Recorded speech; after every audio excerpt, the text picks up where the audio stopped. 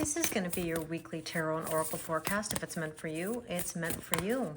We're going to take a look at the energies for the upcoming week, break it down day by day, and let you know how to navigate. So as I'm filming this, it is Sunday afternoon. The day feels like it's been very slow, yet the energy a bit heavy. You know, it was dark and dreary where I live, and then all of a sudden the sun started popping out. And I've been sort of sitting here reflecting before turning on the camera. A lot of things have been going through my mind ever since we had the new moon solar eclipse. The energies this week, I've talked to so many people where the emotions were running high, a lot of tension, difficulty sleeping, intense dreams, and you know, a lot of testing up the wazoo. I mean, what else can I say? Everybody feels tested these days, and I totally get it. You know, I've been trying to put my finger on why I keep channeling October 10th. And many of you have asked me, you know, what's going on with October 10th? Do you still feel that? And I do. And I wanted to share with you the realization that I had. You know, I was looking at some of the astrology transits and I came across the fact that, well, Jupiter is going retrograde on October 9th. And Pluto retrograde is ending on October 11th. So what's right in between that? October 10th.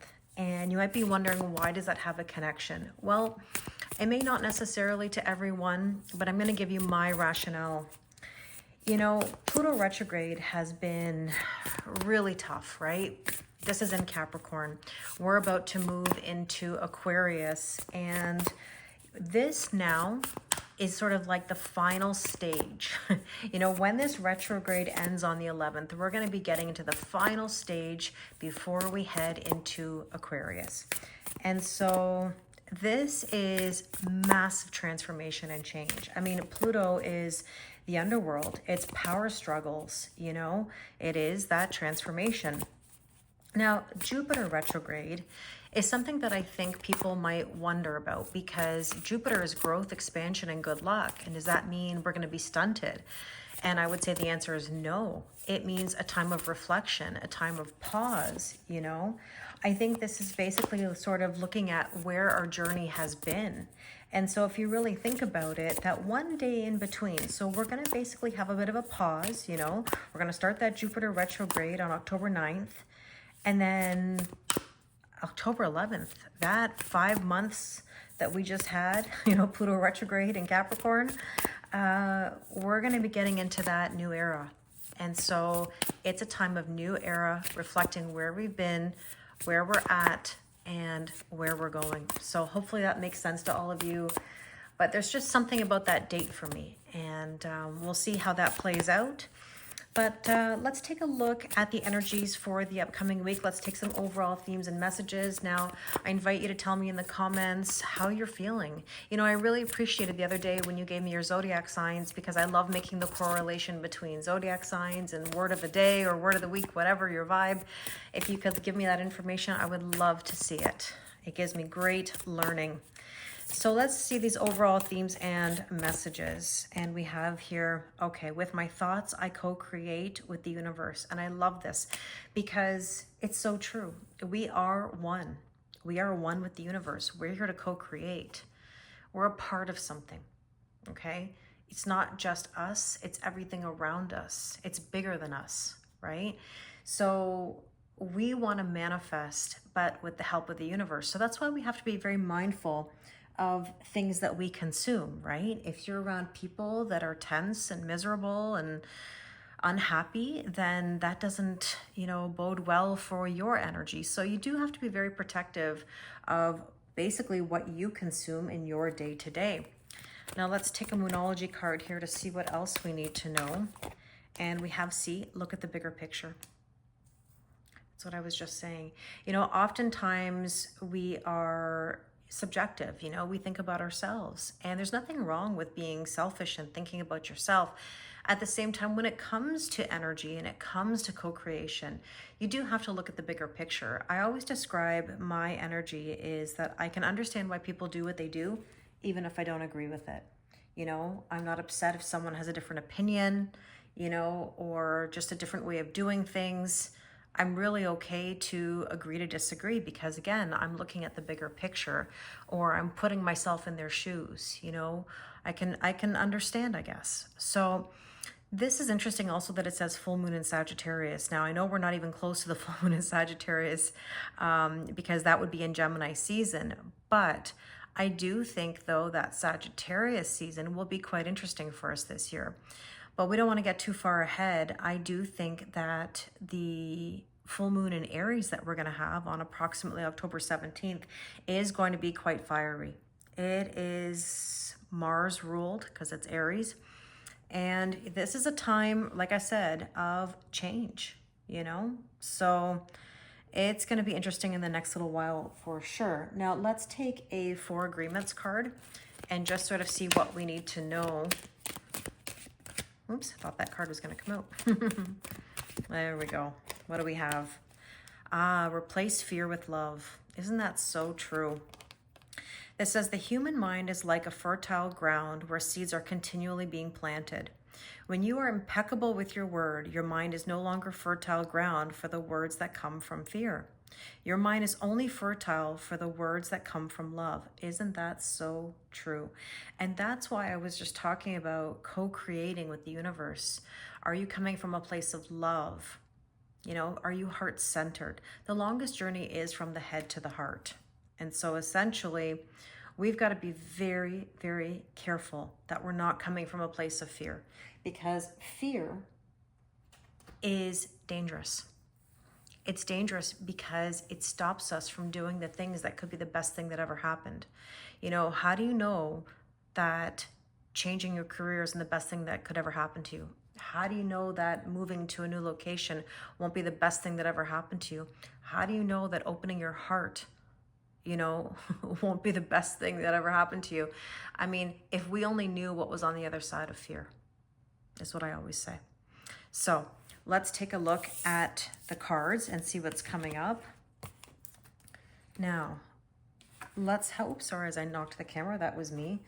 I had some cards that were stuck underneath it. So let's take a look at Monday. What do we need to know? And it says moonlight enchantment, magic. You know, I asked in one of my short readings the other day, you know, do you believe in magic? Do you believe? What is your belief system? Do you believe that everything is always working out for you? Or do you believe that nothing good ever comes your way? And if you're in that energy that says nothing good ever comes your way, then that's what's going to continue to happen. You know, I was talking to somebody recently about this, and they said that they used to be in a mindset where they didn't fully believe. And now, as good things are rolling in, they're starting to understand how their thought process really affects their day-to-day and how they manifest. And it's so true, you know. I think sometimes we get caught up in an energy that says nothing's working. I'm trying everything. But sometimes less is more. The more you try to force something, even healing, by the way, there is an expression that says too much of a good thing, right? It's just like when I'll put it into the context of even dating, you know, you want to see that person all the time. You think about them all the time. And then actually too much of a good thing, it can kind of overwhelm and it can force people to run. And why is that? It's because we're trying to control things. You know, we want to consume so much that it actually kind of runs away from us. I'll give you another example. It's like food. You know, have you ever tried something that you absolutely love the moment you taste it, and then you want to eat it over and over and over again? You want to eat that meal, you know, 3 days in a row, whatever it is. And then after a while, you're like, yeah, no, this doesn't really hit the spot anymore, you know, and it's because, again, too much of a good thing. So we want to do things in moderation. We want to step by step, day by day, take it as it comes, you know. But do you believe in magic? Do you believe that good things can happen? That's the key. We don't have to force it to happen. We have to allow it to happen, right? I always say it's one thing to ask for it, another thing to allow it. Most people really don't know how to allow good things in. And that's because of old programming, you know, old hurts. Let's see, on Tuesday, we have here water spirit that says manifesting dreams. Well, there you go, right? Interesting. We're in manifestation mode right now. So that being said, Let's take a look. So October 9th is when Jupiter goes retro, and I believe that that is Wednesday. Let's see what we need to know. Letting go. There you go. You know, retrogrades don't have to be a bad thing, right? This is a time of reflection, of redoing, you know, rethinking, reevaluating, re-examining, re-anything. You know, and that's not always a bad thing. It's basically like checking your work, making sure, right? And let's see. Okay, now this would be the 10th. Let's see what's going to come out on Thursday, October 10th. You know, I've been saying October 10th. And we have here happiness, bluebird spirit. I love that. Isn't that what we want? We want happiness. Now let's take a look. So Pluto retrograde ends on the 11th, which is Friday. And we have here generosity, maple spirit. I love maple trees. Where I live in Ontario, Canada, I love seeing the maple leaves change, you know, on the tree. That color is always so beautiful in the fall. So generosity. Generosity means, you know, an abundance. So there we go. We're in the final stages. Things are going to start shifting. And let's take a look at Saturday. And we have here strength, ancient oak spirit. Love that. Wisdom, strength. Okay, and Sunday, let's see. Oh, the sun dramatically just changed. All of a sudden the coloring just shifted in here. Knowledge, air spirit. Wow, well, knowledge is power, right? But what we do with that knowledge is even more powerful. And sneak peek at the following week, Mystic Meadows, sanctuary. You know, when I think of sanctuary, I think of peace, calmness. You know, what brings you those feelings? So let's take a look at the tarot. And let's go back to Monday. Oh, the sun is coming back out. Oh, the High Priestess. Yeah, Moonlight Enchantment. Look at that. Look at that enchantment. The High Priestess. Ascension, signs and synchronicities that are helping to drive you forward. Remember, not backwards. Now, let's see. On Tuesday, this water spirit. Eight of Wands, manifestation. You can't even make that up. Shooting your shot. Beautiful. Beautiful. Okay. Let's take a look at Wednesday. At Jupiter retro. A bit of a tower moment. It's okay. The tower moment helps you let go. Maybe that tower moment has been coming for a while, or you're finally acknowledging it. Maybe you've been fighting that shift. And it's interesting that I would actually say fighting the shift, because the Wheel of Fortune, you know, in tarot is card number 10. There you go. There's the connection. Another one. So Wheel of Fortune, card number 10, October 10th, 10-10. 10-10-10. And very interesting. This is going to be a time of really letting go. It's time. It really is. And I think that there's been a lot of this holding back and self-preservation. You may have noticed that there's been a lot of people around you that have been, what's the word? Maybe even resentful or sarcastic, or, you know, trying to sort of prepare themselves for something. You know, a lot of predictive programming, and yet all that's needed is to just let go and go with the flow and allow new things to happen. You know, that's the tension that's in the air. And let's see. Okay. Thursday.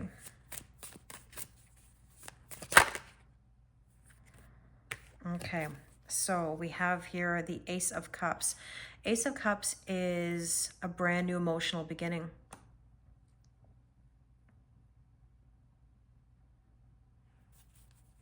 Let's see.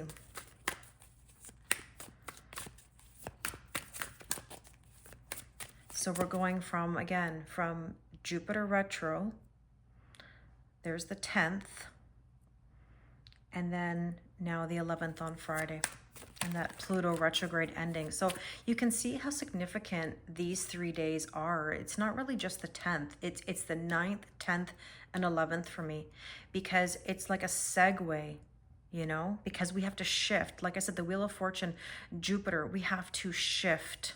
We have to shift. So if we're shifting into this energy, you know, and then here as well, let's see.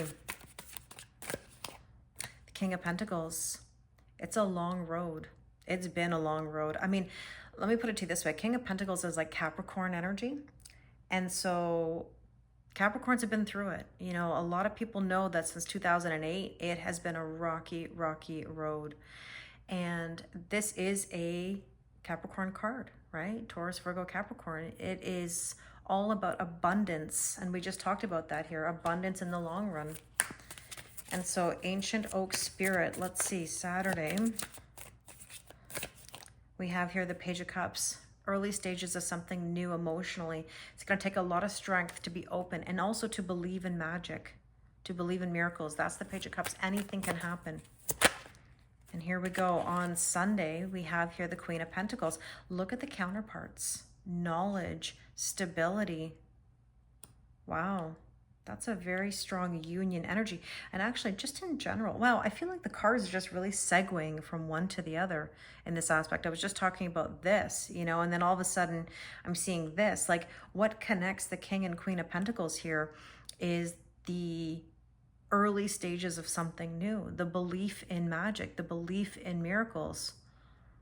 That's really lovely. And let's see, that sneak peek at the following week. The Magician. Magic. It's all magic. Okay, let's see. You have all the tools to move yourself forward.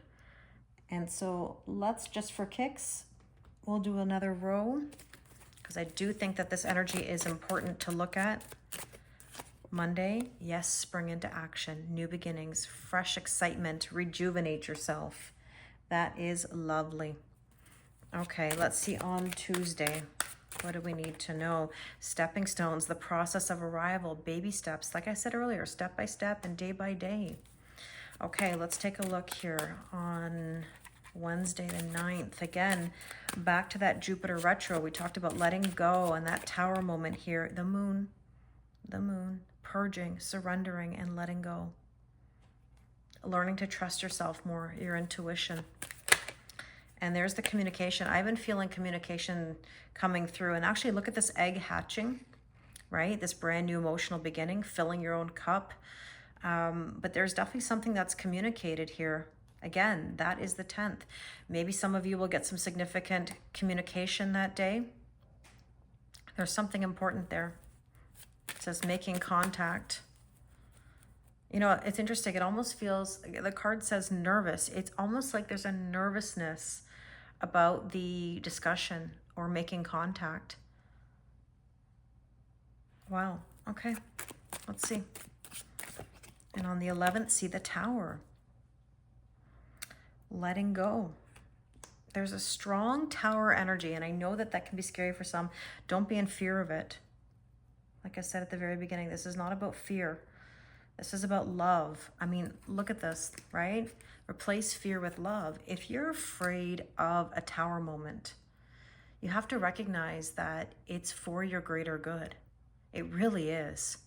I mean, let me ask you a question. And I'm assuming, I shouldn't make assumptions, but I'm assuming you've all had a Tower moment of some kind. Are you not glad now in retrospect that you had that Tower moment? What did it do for you? How did it change your life? You know, I had some massive Tower moments in regards to my marriage ending, having a $100,000 house flood, the floodgates opening up in my home and aesthetically destroying it. I mean, yeah, not nice, not nice. But honestly, the best thing that ever happened to me in so many ways. I mean, the ending of my marriage was difficult, but yet so freeing. It brings freedom. And I think this is the thing. We have to recognize that these Tower moments actually free you from the things that you may really hate on the day-to-day, but yet stick it out through.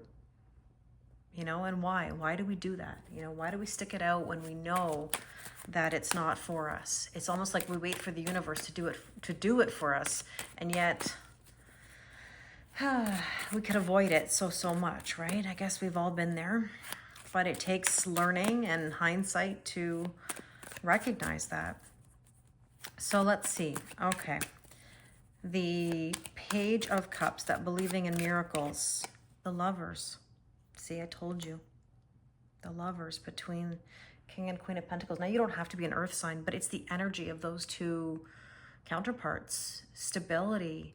You know, look, the King of Pentacles is not the most exciting king in the deck, okay? This is somebody who's slow, and I mean slow, okay? They take their sweet time, but they are the most abundant in the long run.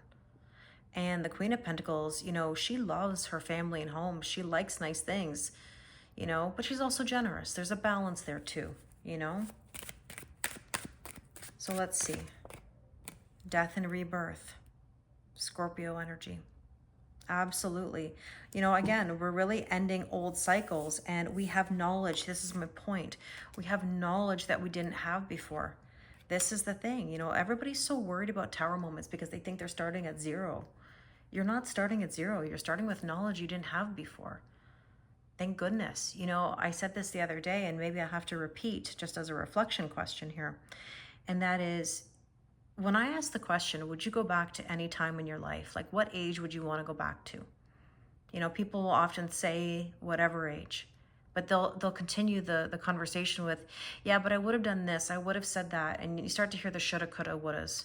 But I want you to really think about this. You can't add shoulda, coulda, wouldas. You can't, because that's just hindsight, right? If you had to go back to that time with no shoulda, coulda, wouldas, I'm willing to bet that you wouldn't go back, because those experiences were not only very difficult, but you have learning and experience now, wisdom, knowledge, whatever you want to call it, that you can't unknow. I mean, like, I would never go back. You couldn't convince me to go back 6 months ago, a year ago, 5 years ago, 10. At 44, as I am now, I don't want to unknow what I know. I'm smarter than I was before. I make much better choices now. I'm happier than I've ever been. So no, there's nothing that could convince me to go back. And I'd be willing to bet that if you took out the shoulda, coulda, woulda aspect, you wouldn't go back. Now, interesting, Sagittarius energy. I mentioned it earlier, seeing the bigger picture, but you know, this is temperance, patience. Something is brewing. Yes, patience. Apply some forgiveness, you know, to yourself and to others. It's not about other people, it's about you. And yeah, it can mean reconciliation, but I will say to you that, again, if somebody's coming in, they got to come correct. And I posted an example of that, like I said the other day, of some real text messages that occurred between me and someone a few years ago. And yeah, not everybody's going to come in correct like that, but I admire the courage. And there were examples of why they came in correct. They took accountability. They apologized genuinely.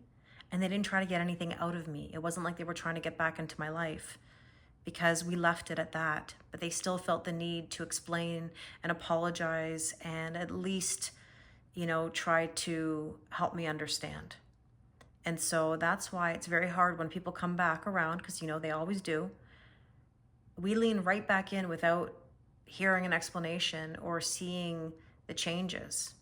You know, I always advise people, make sure that you look at what's different. See what's different. Ask them, what have you been doing for X amount of time? What's new in your life? What has changed? Ask those questions.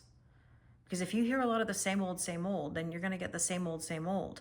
If there's been some actual learning and implementation and movement, well then, okay, maybe that's a different story.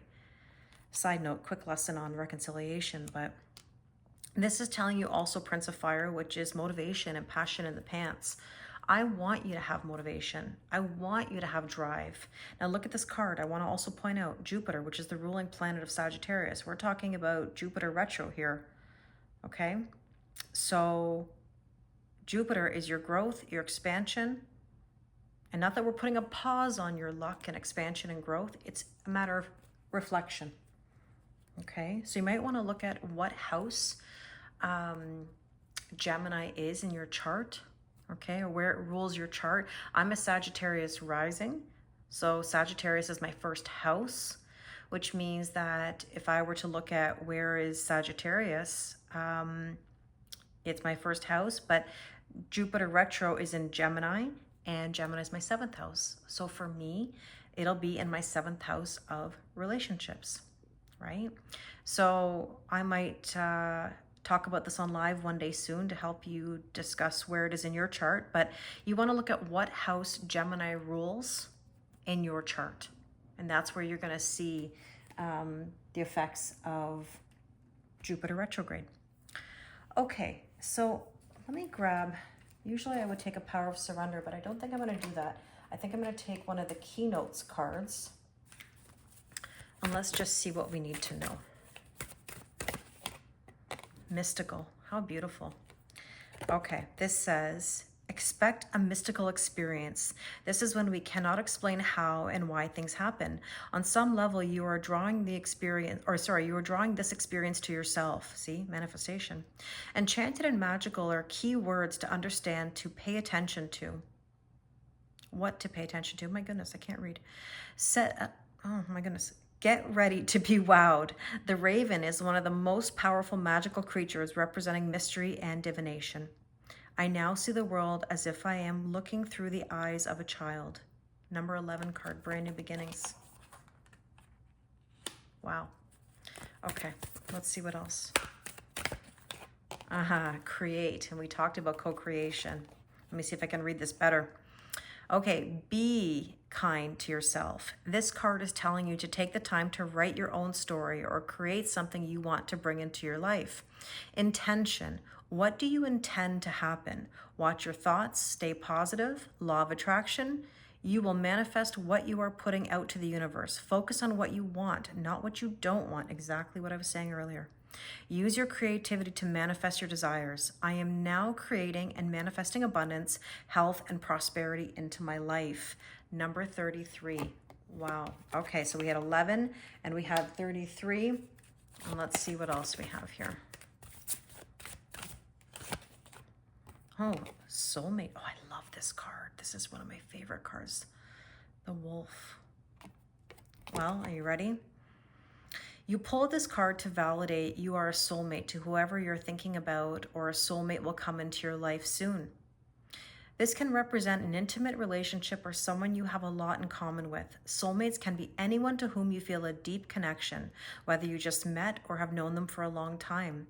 Our greatest wisdom, growth, and love come from these deep relationships. I look forward to sharing my life and new experiences with my soulmate. You know, it's interesting. Soulmates can be friends, family members, and lovers. You can have many of them. There's not just one person for us. There can be many.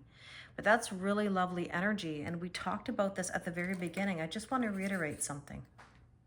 Let me come back to the beginning here, where we said, with my thoughts, I co-create with the universe. Look at the bigger picture. And then replace fear with love. Open your heart. Don't be so afraid. Okay? Wow. Wow. I don't even know what to say. What a deep reading. Thank you as always for watching my videos. I would really appreciate a like, a comment, a subscribe. It really helps the algorithm and for people to find my videos. If you'd like to do a personal reading with me, the link is in my bio. Thank you so much, and I wish you an amazing week.